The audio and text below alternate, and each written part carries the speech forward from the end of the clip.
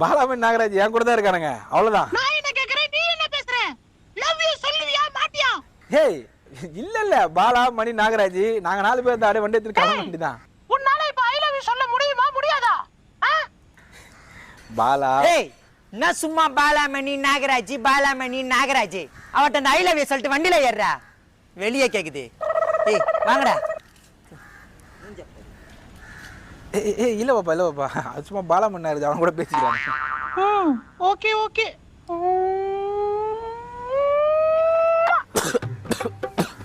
எங்க இதே மாதிரி எனக்கு குடு பார்க்கலாம். குடு குடு குடு குடு குடு குடு குடு குடு.